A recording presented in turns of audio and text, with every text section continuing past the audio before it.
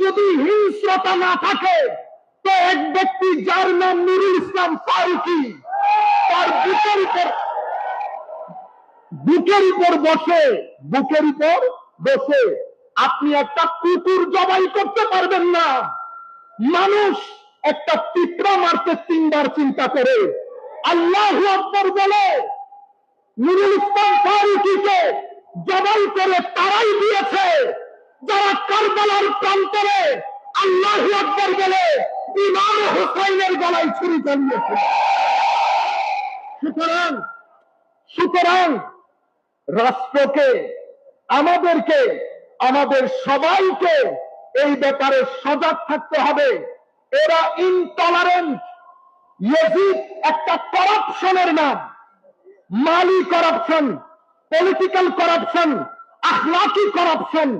In total যখন আমরা ইয়াজিদিয়ত বলি, এটা একটা প্যাকেজ অফ করাপশন। এই করাপশনের অন্যতম বৈশিষ্ট্য হচ্ছে ইনারা অনেক বেশি উগ্র হন, অনেক বেশি উগ্র।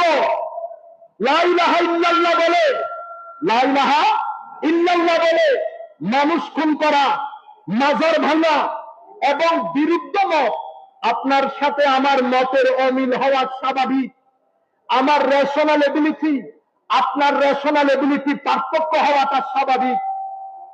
তাই বলে আমি আপনার গলা টিপে দিতে পারবো না, তাই বলে আমি কোনো মানুষকে জ্বালিয়ে দিতে পারবো না, তাই বলে আমি কোনো প্রতিষ্ঠানে হাত দিতে পারবো না।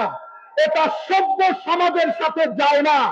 সেই কারণে রাহমাতুল আলামিন নবী সেই দিন বলেছেন, হে আমার সাহাবায়ে কেরাম, এই ব্যক্তিকে দেখে রাখো, এর বংশ থেকে কিছু মানুষ আসবে, কিয়ামত পর্যন্ত আসবে, নামাজ রোজা তাসবিহ তাহলিলে অনেক বেশি দিনদার হবে, কিন্তু দিন তাদের সাথে থাকবে না। সম্মানিত উপস্থিতি, সেই কারণে পৃথিবী যখন আমাদেরকে নিয়ে প্ল্যান করেছে, পৃথিবী যার পরিমাণ চেষ্টা করেছে যেন পৃথিবীর মানচিত্র থেকে তাসাউফকে, তরিকতকে, সুফিজমকে চিরতরে মুছে দেওয়া যায়।